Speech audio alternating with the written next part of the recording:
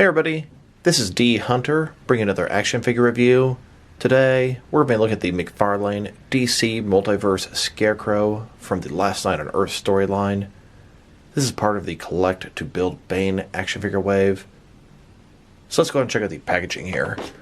As you can see at the top, 22 moving parts, McFarlane toys, got the Spawn logo there. Very top, Batman, Last Night on Earth. DC Multiverse Scarecrow, Collect to Build Bane. This is the first of 4 figures you need to get to build Bane. So here's Scarecrow, looking very creepy. Those huge long needles on his fingers. He's really just a torso, and I believe he has this removable thing on his head. You get him, you get the big, large Bane torso. One side here, Scarecrow from Last Night on Earth. Other side, Scarecrow. At the bottom, there's a bunch of credits, and there's a barcode, in case that helps anybody. And on the back side, you got Scarecrow on the back of Bane, instructions how to build the Bane, and the rest of the wave. So with no further ado, let's open him up. And I did come across this figure at Target with the rest of the wave. They retail at $24.99, but Target has them at their website for pre-order for $19.99. I was able to take these to customer service and have them price match their website, so I got them all for 19 bucks. A pretty fair price if you ask me. And I mentioned this figure is from the Batman Last Night on Earth storyline. Here's my entire collection of the Last Night on Earth comics. We've got both covers A and B of all 3 books. Alright, now that we got this figure out of the package, here he is with all his accessories laid out. He doesn't really come with any traditional accessories. He does have a display stand, which is also a flight stand, a collector's card, and a removable helmet or mask. But before we take a look at the accessories, let's take a look at the actual figure. So this is Scarecrow as he appeared in Batman The Last Night on Earth. I just started reading that story. Haven't even finished one of the 3 books yet. I don't know why Scarecrow is just a torso, and I'm not sure if the book even explains it. It is a crazy, weird design, and that's part of the charm of this thing. But it does leave you with what feels like half an action figure. You don't feel like you get a good bang for your buck from this guy. But let's take a look at him. So he does look great for what he is. He's got this red, I don't know if you want to call it a helmet or a mask exactly, but you can see his face underneath, and I have a feeling it's going to look great. A little noose down here. You can see his skeleton, all the innards, his intestines down here. And as I was looking at this thing, I was like, what is going on here? Does some of his innards come out? So I pulled it out, and I immediately realized it's a peg. But for a second there, I was like, oh, he's got a little penis that comes out. Kind of does make you wonder, how does he go to the bathroom? I mean, this whole look doesn't make any sense. It's just creepy and cool for Scarecrow. He's got that brown jacket, pieces dangling down, looks cool. I don't know what exactly this thing is. Presumably it's pumping oxygen here, keeping him alive, or some of his fear gas. He's got these syringe hands, and that is not the first time they've done this. Both the Arkham Asylum and Arkham Knight games were like that as well. It looks great. It looks scary. There is articulation on the fingers. Not sure why the thumb is sort of turned upside down. Doesn't really look good when you have him on Bane, and it doesn't allow you to rotate that. A little annoying. Fingers are also warped. I should be able to correct that pretty easily. Overall, he's pretty cool, but he's not a very practical Scarecrow. I don't see myself really using him in very many action figure scenarios with Batman versus Scarecrow, but he's going to be a great complement for the Build-A-Figure Bane, and he does look sick and creepy. And then, here's the figure broken down as far as he can go, with all of his removable parts detached. Now let's take a look at his accessories. And let's start off with the boring stuff, like his flight stand and collector's card. So his flight stand comes in 2 separate pieces, and once you connect them together, this is what you got. The bottom is a perfect circle, transparent, says DC. It's got a peg in case your figure has peg holes in their feet. Then it's got this post here. No articulation down here, but at the top, it is hinged, and the clamp that'll hold your figure can be tighter and looser.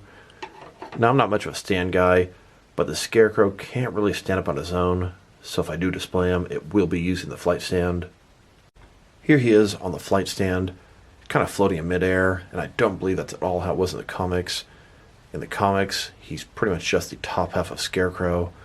He would crawl on the ground or be on Bane's back. He definitely didn't float, but it's a great way to display the figure. Now let's look at his collector's card. This is a replica of the cover of Batman Last Night on Earth, Book 2. We've got Scarecrow on Bane's back. And here is the book, Last Night on Earth, Book 2, with the exact same cover. Now let's look at his helmet or mask. It's pretty much like a transparent red bubble that goes around his head. Two pieces connect together. Looks pretty cool. It's transparent. You can see his scary, sick face underneath.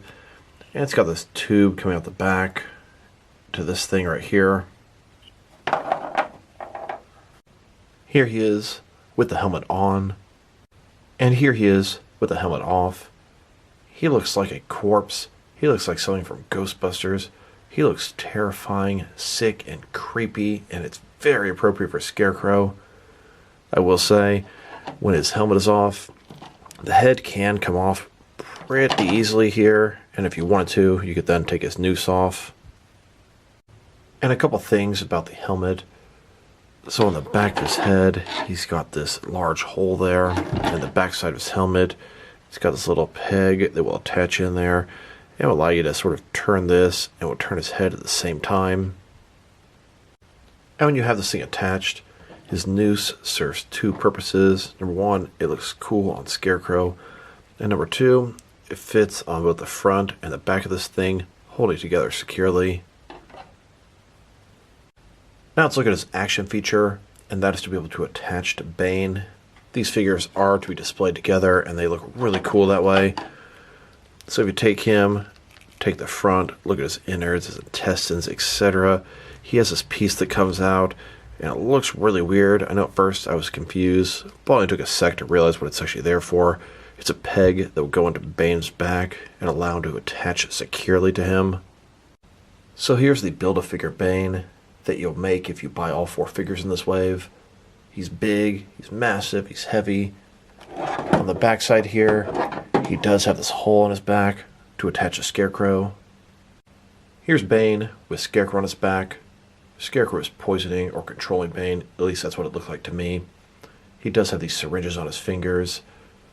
Now you don't have to use the peg that Scarecrow has to attach him. You can simply have his arms resting on Bane, and that does work. Now speaking of his arms, they have articulation, they have all these syringes. Now 4 of his fingers are kind of going downward, so it works good for Bane, but his thumb is going the opposite direction, and I really don't like that. And that's for both hands. It doesn't really make sense when he's on Bane, and that's not how it was in the source material. And here's Scarecrow on Bane's back without the peg. He has to sit a little bit higher up, which I must say is more accurate to the source material cover than with the peg in. And then speaking of his hands, you can see his fingers are warped considerably. His index finger ends up over here. This is his middle finger. And this one is crisscrossed over there. I'd like to see if I can fix this with some hot boiling water. And after dipping his hand into some boiling water, it's a little better. I know I could do it again and again and probably make them completely straight. So I'll work on that some more. Now that we've taken a pretty good look at both the figure and his accessories, now let's check out the height of this guy. So measuring him from his pelvis to the top of his head, sitting at about 4 inches tall. And if you go from bottom to how tall he stands with the flight stand, about 8.25 inches tall. And now let's check out his articulation. So starting with his head here, let's go ahead and get this thing out of the way. So his head, it's on a ball joint, can rotate around, rotate regular, rotate, go up and down, tilt from side to side. Very wide range of motion in his head there. Shoulders on a ball joint, it can go out about this far. There is a little bit of a butterfly joint between his shoulder and chest area. Up, down, around, all that good stuff. No bicep cut. I believe single jointed elbow, goes in and out. It does have rotation at both the top and the bottom. Then a similar type joint in his wrist, goes up and down, also can rotate. And then his fingers here, 2 different points of articulation. The back 2 fingers, they go up and down. The next 2 fingers go up and down. His thumb doesn't do anything. Exactly the same on the other side. He's got this little peg that comes out of his stomach area, and that's about it. Jacket's soft, little straps down here are soft. Not much else going on in the articulation department. And now, for a little change of scenery, we've got Alfred Pennyworth walking the streets of Gotham. And then, just like in the comic, Bane and Scarecrow approach Alfred. Then Alfred tries to blow them away with a shotgun, and Scarecrow injects Alfred with his fear toxin. And then Omega joins in, approaches Alfred, as Bane and Scarecrow both say, "Hail Omega." And Omega convinces Alfred, while he's under Scarecrow's influence, that the night the Waynes died, he actually saved the Waynes to convince them not to go see that movie, and then Alfred goes to sleep and presumably dies. Now let's check him out, compared with some other action figures, starting off with some other McFarlane DC Multiverse figures. Here he is with the rest of the Batman Last Night on Earth Build-A-Figure Bane wave. Here he is next to a bunch of other Batman rogues that McFarlane has made so far, and I would most certainly not consider this to be a traditional Scarecrow for obvious reasons. And here's the entire McFarlane DC Multiverse collection. So far, I've got a total of 59 different figures if you count all the variants, and 2 vehicles, and I am fully caught up at this moment. Now let's check him out, next to some other Scarecrow figures. Here he is with all my different DC Direct and DC Collectibles Scarecrow figures.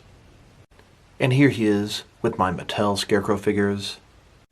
Then, next to a Mafex Scarecrow. And here, with a Kenner Scarecrow. Here's my entire Scarecrow action figure collection, and I sure don't have all of them. Now let's check him out, next to some various figures I use for Scarecrow Henchmen. Here he is, with a bunch of different Marvel Jack-o'-lantern figures.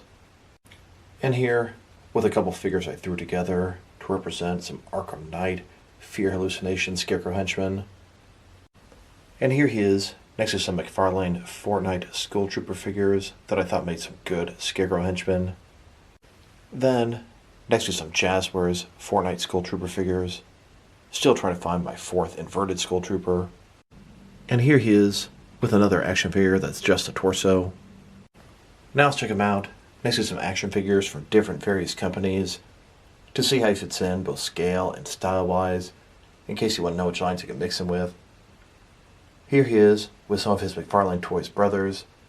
In front of you are 5 different action figure lines, all from McFarlane Toys, all 7-inch scale.